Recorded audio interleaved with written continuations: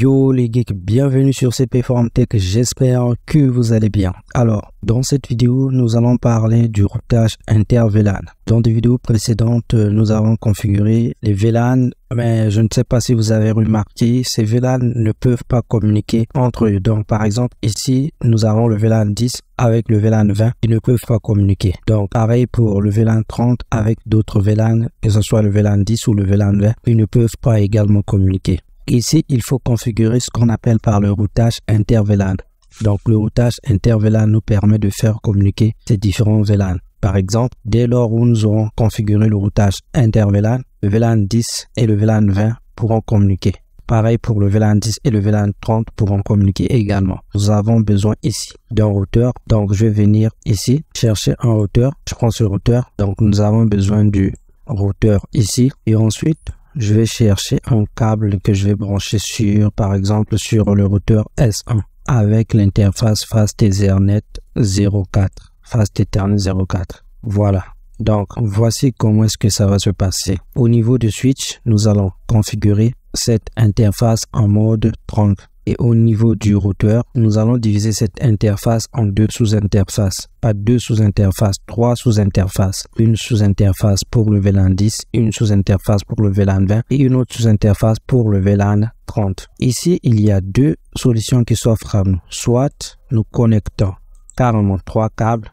Vous voyez, ici même, nous n'avons plus de port. Donc, nous pouvons connecter trois câbles. Le premier câble ici pour le VLAN 10, deuxième câble pour le VLAN 20 et le troisième câble pour le VLAN 30. Et ici, nous aurons juste à configurer l'adresse IP de chaque interface. Mais cette solution n'est pas la bonne. Donc, nous allons utiliser les bonnes pratiques. Nous allons configurer trois sous-interfaces sur le routeur. OK? Donc, je branche sur cette interface. La première des choses, nous allons configurer d'abord cette interface en mode trunk. Dans des vidéos précédentes, nous avons fait des configurations de ce genre, la configuration en mode trunk. Donc, ici, je vais accéder au niveau de l'interface Fast Ethernet 04 pour la configurer en trunk, puisque tous les VLAN vont passer sur ce port afin d'aller sur le routeur, d'accord, pour communiquer avec d'autres VLAN. Donc, ici, je vais dire interface Fast Ethernet 0/4 et je vais activer l'encapsulation .1Q.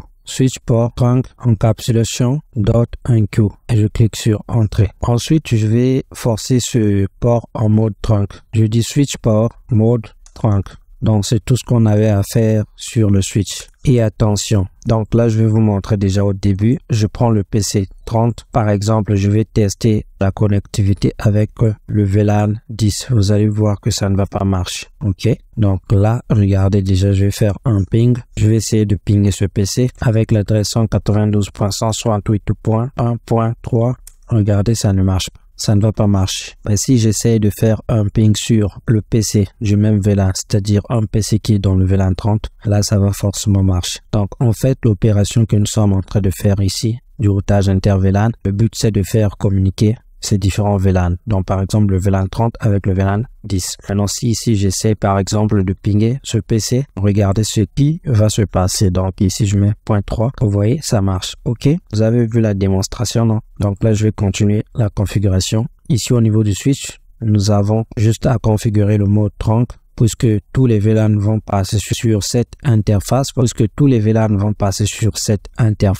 Donc, je vais venir maintenant sur le routeur, faire des configurations sur cette interface Giga 0/0. Donc, premièrement, je vais accéder en mode de configuration globale. Ensuite, je vais accéder à l'interface Gigabit Ethernet 0/0. J'active l'interface. Vous voyez bien que cette interface est désactivée. Je vais l'activer. Donc, l'interface d'un routeur par défaut est désactivée. Je l'active avec la commande No Shutdown. OK. Comme vous pouvez le voir, ici, l'interface est passée directement en vert.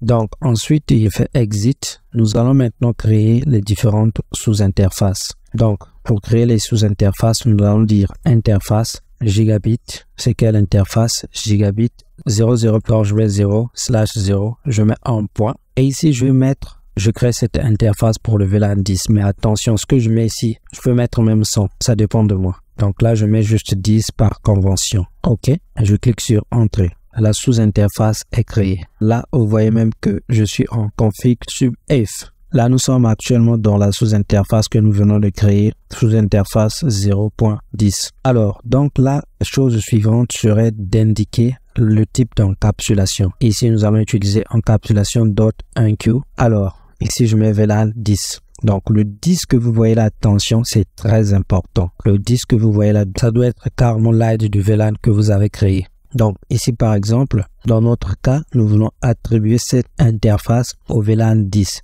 Donc, ça doit être exactement le chiffre de l'ID du VLAN 10. Et c'est le VLAN 10. Donc, nous mettons 10. Et je clique sur Entrée. Ensuite, ici, nous allons maintenant indiquer l'adresse IP de cette sous-interface. Je dis IP adresse. Donc, la sous-interface, j'ai déjà préparé des adresses IP ici. OK. Donc, pour le VLAN 10, j'ai préparé l'adresse 192.168.1.256. Bien, effectivement, c'est une adresse IP dans le même réseau que cette adresse IP que vous voyez là. Donc, c'est une adresse IP dans l'intervalle des l'adresse IP du VLAN 10 que nous avons défini au préalable. Donc, je vais mettre cette adresse IP ici, 192.168.1.254 et je mets le masque de sous-réseau 3 x 255.0. Je clique sur Entrée. Nous en avons fini avec cette sous-interface. Nous allons créer maintenant la deuxième sous-interface, la sous-interface du VLAN 20.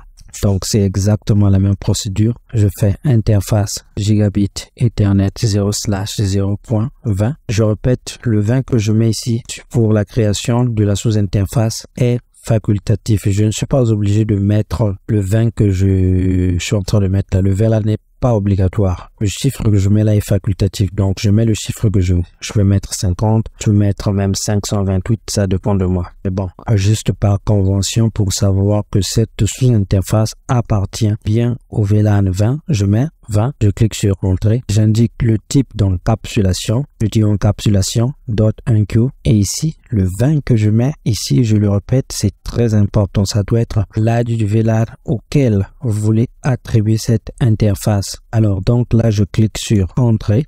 Ensuite, là, je vais indiquer une adresse IP.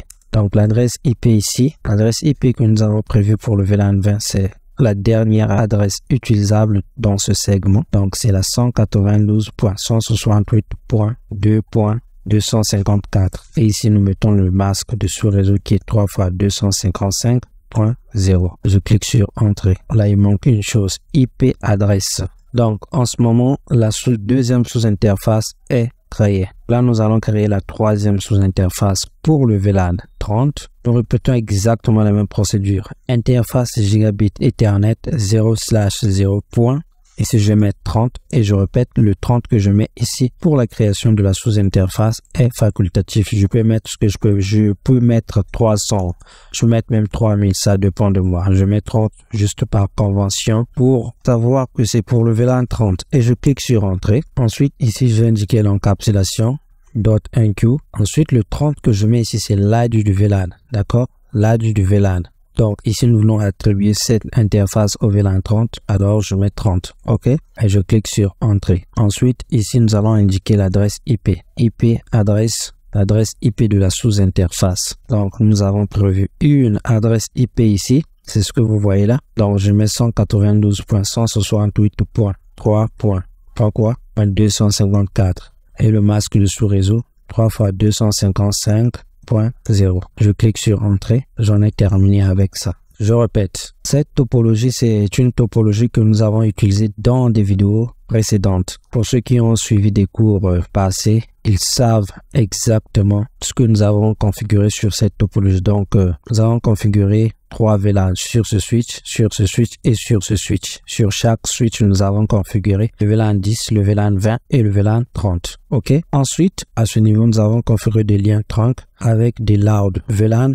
Mais avant de faire cette vidéo, j'ai autorisé tous les VLAN 10, 20 et 30 de pouvoir passer au niveau de ces liens. Pourquoi? Parce que nous aurons besoin de faire le test. Alors, donc, nous avons fini la configuration de notre routage inter-VLAN. Maintenant, nous allons passer au test. Mais avant de commencer, je vais vous montrer encore une chose. Une fois que vous avez fini de faire vos configurations pour le routage inter-VLAN au niveau du switch et au niveau du routeur, vous passez maintenant sur chaque ordinateur. vous allez indiquer à ce niveau Gateway. OK? Donc ici, vous allez mettre l'adresse IP que vous avez configurée sur la sous-interface. C'est ce qu'on appelle par la passerelle par défaut du réseau. OK? Donc ça, c'est la passerelle par défaut, Default Gateway. Et ça, c'est ce que vous avez configuré pour le VLAN 10. Donc, vous mettez exactement cette passerelle par défaut sur tous les ordinateurs qui concernent le VLAN 10. Donc, par exemple, ici, également, c'est la même adresse.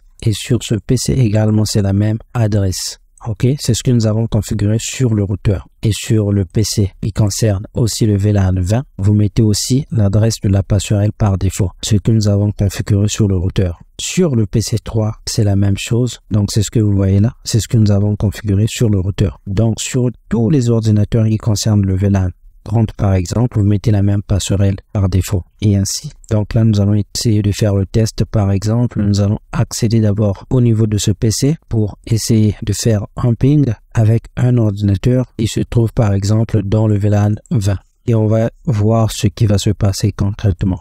Donc ici, je fais un ping. Je cherche un PC du VLAN 20 par exemple. Je vais tester ce PC. Ping de 192.168.2.1 et on va voir ce qui va se passer concrètement. OK? Voilà, ça marche. Vous avez vu? Donc là, je reprends et je lance. Vous voyez, là, les PC peuvent communiquer. Les différents VLAN peuvent communiquer maintenant. Je peux faire pareil pour un PC qui se trouve par exemple ici dans le VLAN 30. Donc là, je vais lancer le ping vers cet ordinateur et vous allez voir ce qui va se passer concrètement. Donc je mets 3.3, je clique sur entrée, nous allons attendre un peu, nous allons voir ce qui va se passer concrètement. Le premier est chaud et le deuxième ça marche. OK, donc là je reprends, voilà. Donc vous voyez, ça communique très bien. Donc ce PC peut maintenant communiquer avec celui-ci, avec celui-ci, avec tout le monde en fait. Donc là je vais essayer par exemple de communiquer avec ce PC. Point 2, je clique sur entrée. Vous allez voir, le premier ping va forcément échouer. Le deuxième ça marche. OK, voilà. Donc j'espère que vous avez compris. Vous pouvez faire les tests pour tous les PC pour tester la connectivité avec tous les ordinateurs. En tout cas, je pense que ça marche.